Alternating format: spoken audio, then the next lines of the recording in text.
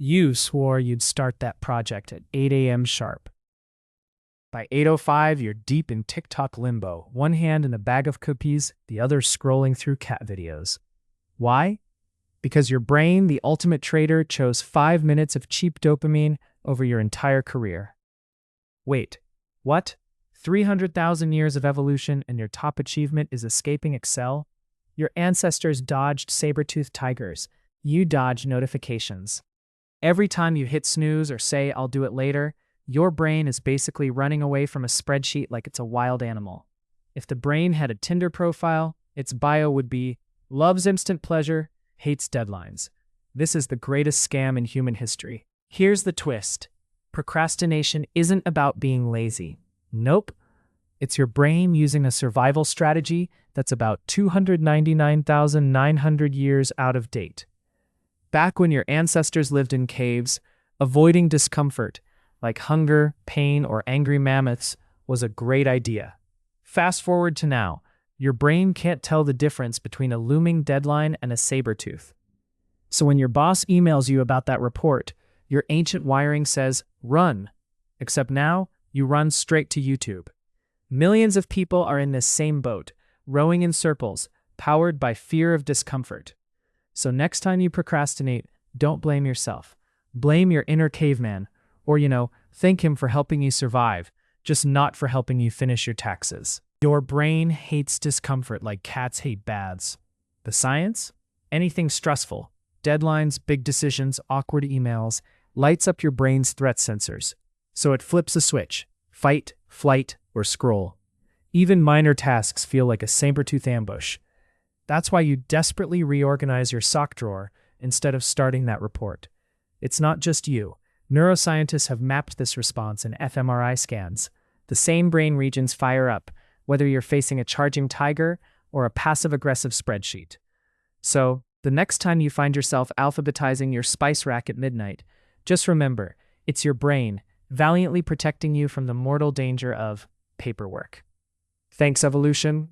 Meet your brain's favorite party trick: dopamine. Every time you dodge a stressful task, your brain rewards you with a mini shot of this feel-good chemical. It's like your own internal casino, except you always lose in the end. Psychologist Timothy Pychyl discovered that procrastination is basically a self-soothing hack. You avoid stress, you get dopamine. You feel better for about 5 minutes. Then reality comes crashing in like your mom catching you with your hand in the cookie jar. The problem? The brain doesn't care about long-term consequences. It's all about the now. So every time you choose Netflix over work, blame dopamine. Or, blame the person who invented Netflix. Here's a myth ready for the dumpster. Procrastinators are lazy. Wrong. Piers Steel, who analyzed 691 studies, yes, he procrastinated by reading about procrastination, found it's about self-control and impulsivity, not laziness.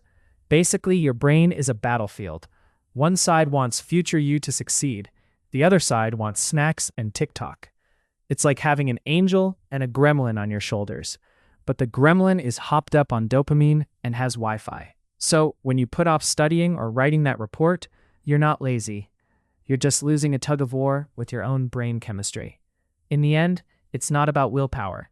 It's about which part of your brain grabs the remote first. Ever notice you procrastinate more when the task is as clear as a foggy bathroom mirror? Joseph Ferrari at DePaul University studied students and found the vaguer the assignment, the more likely you'll end up cleaning your entire apartment instead. Your brain is allergic to ambiguity. When a task feels fuzzy or unstructured, your mental energy tanks. So you escape to memes, to snacks, to literally anything except the thing you're supposed to do. It's not about laziness. It's about your brain screaming, "I don't know where to start, so let's not start at all." So next time you find yourself alphabetizing your cereal boxes, thank Joseph Ferrari. He's the reason you know why your room is spotless during finals. Picture this. It's finals week. The library is packed.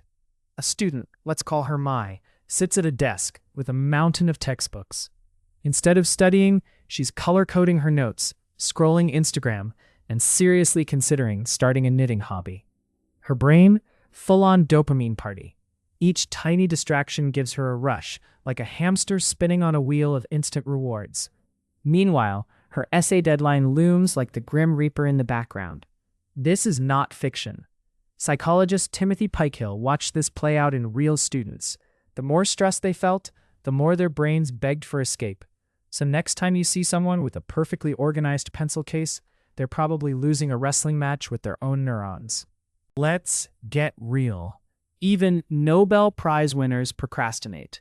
John Perry, a philosophy professor at Stanford, literally wrote an entire book about structured procrastination while procrastinating on his actual work.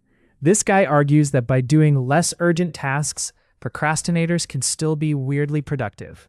Sounds like a Jedi mind trick, right? But it works. Meanwhile, in the corporate jungle, Google famously gives employees 20% of their time to work on side projects.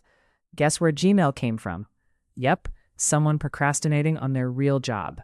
So next time you're deep cleaning your keyboard instead of answering emails, just remember, you might be inventing the next Gmail. Or at the very least, a truly legendary to-do list. Procrastination, the most productive way to avoid being productive. Deadlines. They're supposed to motivate you. But let's be honest, they mostly create a doom loop. You ignore the task, stress builds, your brain panics, so you escape. Rinse and repeat. Joseph Ferrari's found that chronic procrastinators aren't lazy. They're stuck in a cycle of avoidance and guilt. It's like owing money to a loan shark who lives in your head. The more you avoid, the scarier the task becomes. Your brain turns the task into a monster under the bed. Until, at the last minute, adrenaline kicks in and you sprint through your work like you're on a game show. The result? Shaky, rushed, and just barely passable. But hey, at least your sock drawer is still immaculate. And your brain? Here's the real kicker. Procrastination doesn't just waste time. It leaves you with a guilt hangover. After the dopamine rush fades, reality hits. You miss the deadline. Again. Now comes the shame spiral. Why am I like this? Why can't I just do the thing? Dr. Fuchsia Sorois at the University of Sheffield found that chronic procrastinators have higher rates of stress, anxiety, and even depression. It's not just about productivity anymore. We're talking about a mental health tax that keeps compounding. Imagine your brain at 2 a.m., staring at the ceiling, making deals with your future self like a sleep-deprived lawyer. Tomorrow me will totally fix this. Spoiler, tomorrow you is already tired. Welcome to the club. The secret handshake is just a sigh, and maybe some existential dread thrown in for flavor. But wait, can procrastination ever be good? Sometimes, yes. Adam Grant, organizational psychologist, found that moderate procrastinators are actually more creative. Why? When you put off a task, your brain keeps working in the background, secretly assembling new ideas. Like a squirrel hiding nuts for later, only it's hiding solutions. Some of history's most creative breakthroughs came after a long walk, a nap, or a strategic snack break. The trick is moderation. Too much and you're just, well, you at 3 a.m. eating cereal. But a little bit, that's where magic can happen. So next time you're daydreaming instead of working, tell your boss you're incubating ideas. Let's be real, your brain never stood a chance against modern life. Ancient brains versus infinite distractions? That's like bringing a spoon to a laser tag fight. Social media, notifications, endless streaming, each one a perfectly engineered dopamine trap. Tech companies literally hire neuroscientists to design apps that hijack your attention. Dr. Anna Lemke at Stanford calls it the age of compulsive reward. Your ancestors never had to resist the siren call of TikTok at 2 a.m.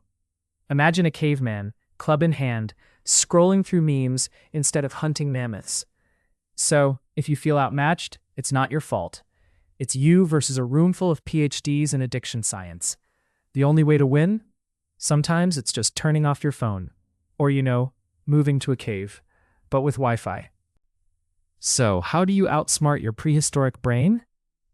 Trick it. Break big tasks into tiny, bite-sized chunks. Give yourself a 5-minute timer. Reward progress, not perfection. Behavioral scientist B.J. Fogg calls this tiny habits, and it works. Want to write a report? Start with 1 sentence. Want to exercise? Put on your shoes. Your brain loves small wins.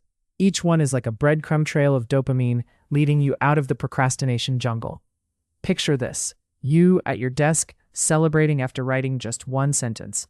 like a caveman discovering fire. And if you slip, don't guilt trip yourself. Remember, you're not fighting laziness. You're negotiating with a 300,000-year-old survival machine that thinks a spreadsheet is a saber-toothed tiger. That's not laziness. That's ancient programming, still running on Windows 95. So here we are. Your brain, the greatest con artist in history, still using ancient tricks to dodge modern life. You're not lazy. You're just running prehistoric software in a world built for robots. The next time you find yourself escaping into cat videos, remember, you're in good company. Your ancestors did the same, minus the Wi-Fi and memes. The real power? Knowing the scam. That 5 minutes of dopamine might cost you a deadline, but it doesn't have to cost you your sanity. So, outsmart your brain, trick it back. And if you ever feel bad about procrastinating, just remember, 300,000 years of evolution, and we're all still running from the same old tigers. Only now, they wear ties.